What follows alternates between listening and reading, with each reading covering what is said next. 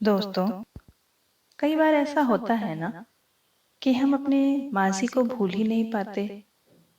अपने अतीत से बाहर निकलकर अपने वर्तमान में जी ही नहीं पाते। हम हमेशा अपनी पुरानी यादों में खोए रहते हैं क्योंकि वो बहुत खूबसूरत होती हैं। लेकिन क्या ये सही है? ऐसा ही कुछ नेहा भी कर रही थी। तो आइए दोस्तों, सुनते हैं और जानते हैं कि नेहा के वर्तमान में क्या हुआ। रविवार की सुबह जब मैं सैर करने के बाद घर लौटा तो मेरे हाथ में गुलाबों के फूल का एक गुलदस्ता था। उसे जब मैंने नेहा को भेंट किया तो वो खुश होने के साथ साथ हैरान भी हो उठी। आज तो कोई खास दिन नहीं है, फिर ये सब किस लिए? उसने फूलों को आंख बंद करके कुछ पल सूंघने के बाद कहा, मैं चाहता हूं कि हमारे लिए हर सुबह एक खास दिन हो। उसकी आंखों में बड़े रोमांटिक अंदाज से झांकते हुए मैंने जवाब दिया, ये बहुत सुंदर है, थैंक यू। नाश्ता करके तैयार हो जाना, आज हम बाहर घूमने चलेंगे। कहाँ? जहाँ प्यार मिले।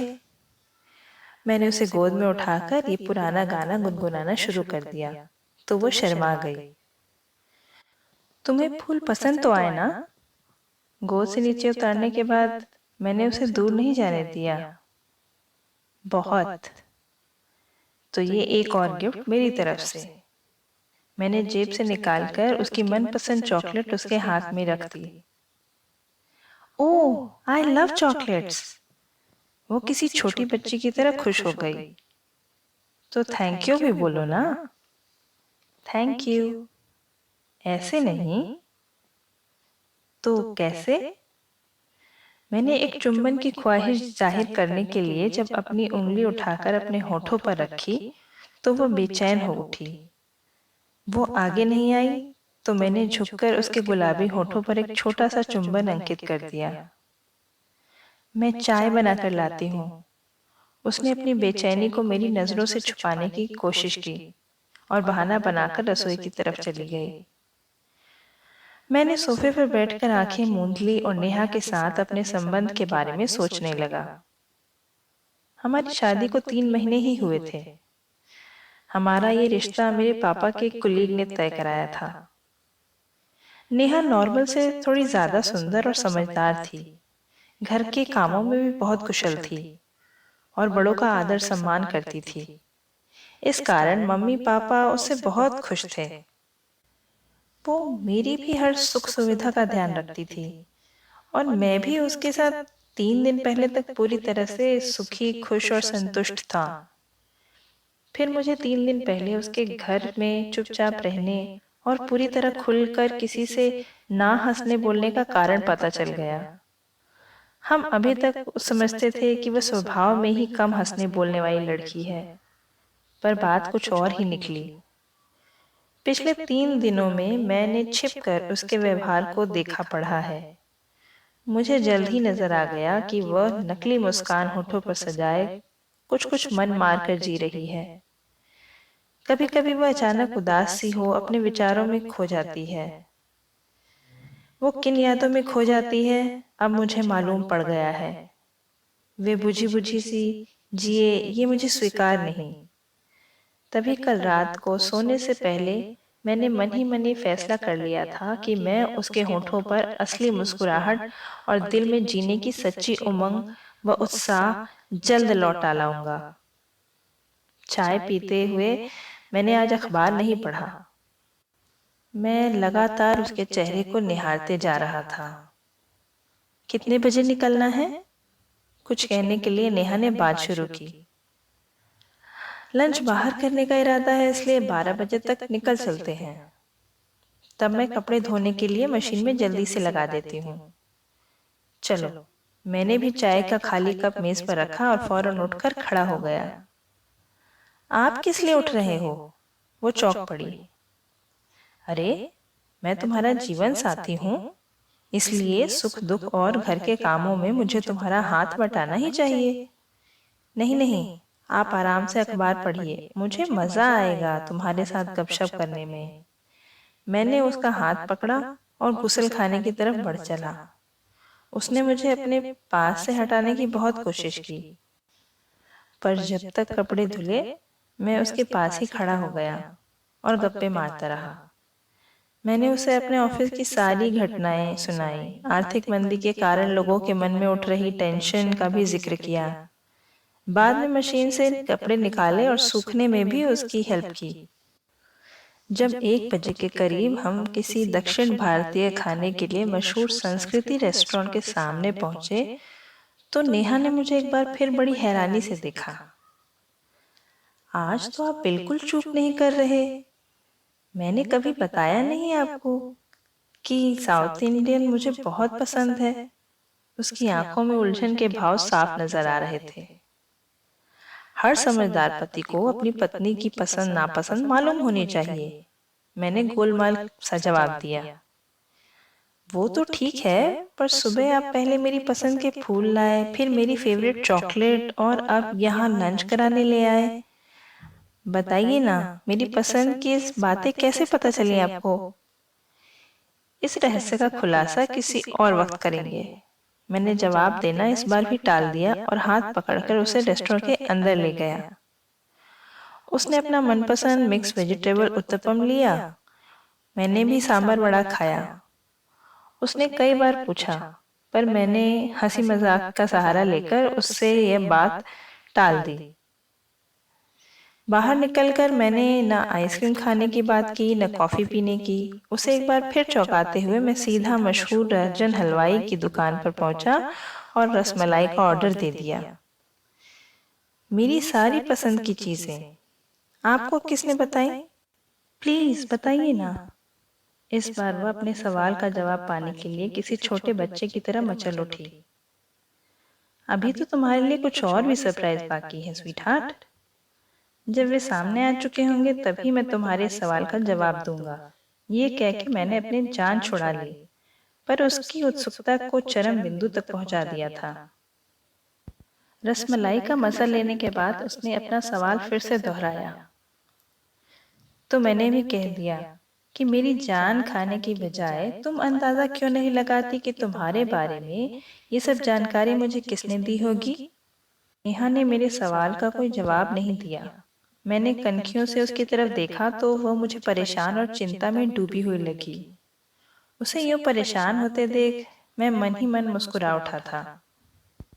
हम थोड़ी सी शॉपिंग करके खूबसूरत रोज गार्डन में घूमने पहुंच गए। वहां उसका हाथ पकड़कर घूमते हुए मैंने अचानक उससे पूछा, यहाँ मस्ती से लहलहाते इन गुलाब के फूलों में और तुम्हें भेंट किए गए गुलदस्ते के फूलों में क्या अंतर है नेहा? वे आपने मुझे गिफ्ट किए थे और ये बगीचे में खिल रहे हैं। उसने कुछ देर सोचने के बाद जवाब दिया, इसके अलावा और क्या फर्क है? वे मुझे आपसे भेंट मिले हैं, मैं उनके लिए ऐसा कह सकती हूँ, पर ये सबके लिए यहाँ पार्क में खिले हुए हैं। गुड, और कोई फर्क बताओ। अब आप बताइए। मैं पहले झटके से रुका और फिर अर्थपूर्ण अंदाज में उसकी आंखों में झांकते हुए बोला, इन दोनों तरह के फूलों में से सबसे महत्वपूर्ण अंतर है जड़ों से जुड़े और न जुड़े होने का। जड़ों के कारण ये बगीचे के फूल अपना पूरा जीवन जीकर नष्ट होंगे, पर गुलदस्ते के फूल जितना जीना चाहिए उससे बहुत पहले ही मुरझा जाएंगे। इन दोनों तरह के फूलों में से तुम किसे प्यार की ज्यादा अच्छी निशानी समझती हो? गुलदस्ते के फूल को ही प्यार की बेहतर निशानी समझा जाएगा, लेकिन ध्यान रखो कि फूल को पोषण देने वाली जड़ें इन क्यारियों वाले फूलों के पास ही हैं। इन जड़ों के कारण ये फूल सर्दी, गर्मी, आंधी तूफान का सामना करके भी बचे रहेंगे। ऐसी क्षमता गुलदस्ते में लगे फूलों के पास नहीं है।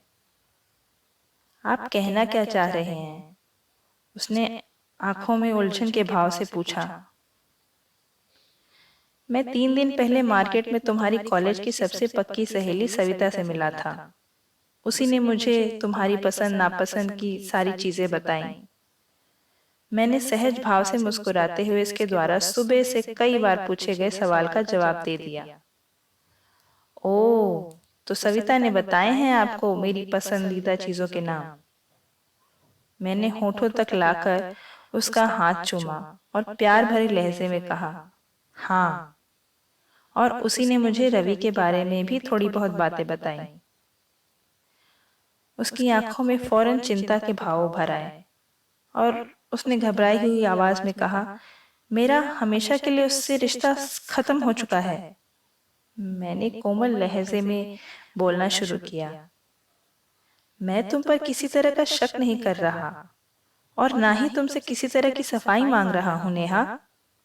हाँ, जो इस वक्त मैं तुमसे कहना चाहता हूं उसे ध्यान से सुनो। देखो, अगर विवाह के बाद रवि से हुए प्रेम की यादें हम पति पत्नी के बीच आज प्रेम पूर्ण संबंध कायम करने में रुकावट बनती हैं, तो ये बहुत गलत होगा ना।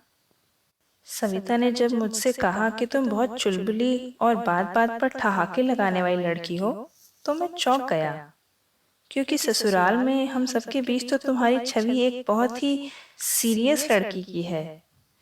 मैंने जब ये कहा कि तुम ज्यादा हंसती बोलती नहीं, तो उसने हमारे शादीशुदा जिंदगी में भरपूर खुशियां भरने के लिए मुझे रवि के बारे में भी बता दिया। नेहा मुझे टोक कर कुछ कहना चाहती थी, पर मैंने उसके मुंह पर हाथ रखकर बोलना जारी रखा। पहले मुझे अपनी बात पूरी कर लेने दो। मुझे उसने बताया कि तुम्हारा प्रेमी रवि बहुत सुंदर और स्मार्ट था, किसी कवि जैसे प्रभावशाली, दिल को गुदगुदाने वाले अंदाज में बहुत तारीफ करता था तुम्हारी। लेकिन मेरे कहने से आज तुम इस बात पर गौर करना कि उसने तुम्हारी प्रशंसा में बहुत कुछ कहा होगा, पर तुमसे शादी तो नहीं की ना। देखो, मेरी समझ में प्रेमी गुलदस्ते के फूल जैसा होता है। मन को लुभाकर खुश कर देने वाला वह फूल ज्यादा महकदार जरूर प्रतीत होता है, पर गहरी जड़ें नहीं होती हैं।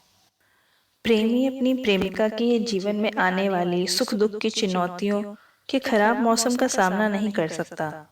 अगर वो ऐसा करता है तो उसका दर्जा पति का होगा, सच्चे जीवन साथी का होगा।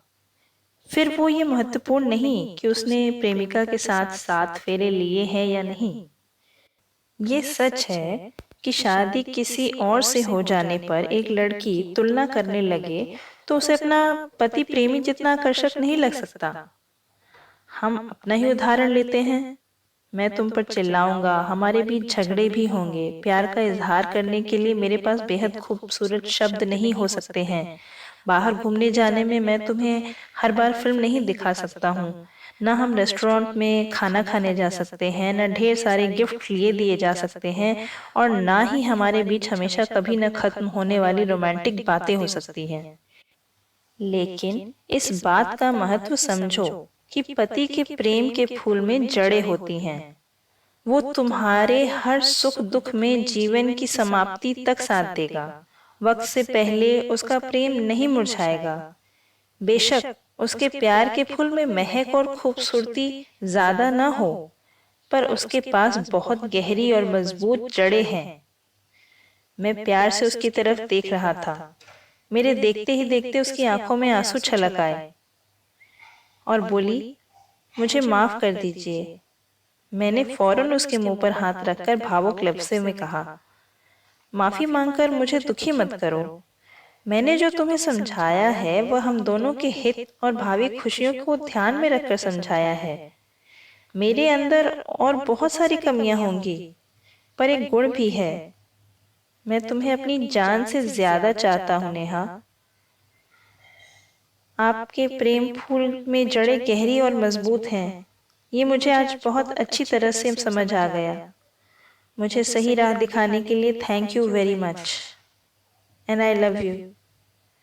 उसने अचानक शरारती अंदाज में मुस्कुराते हुए पहली बार मेरी लंबी नाक पकड़कर इधर उधर हिलाई और फिर जिस शानदार अदा से मेरी बाहों में समाई, वो इस बात का सबूत था कि एक झटके में उसने अपने आप को अपने अतीत के प्रेमी की यादों से हमेशा के लिए मुक्त कर लिया था।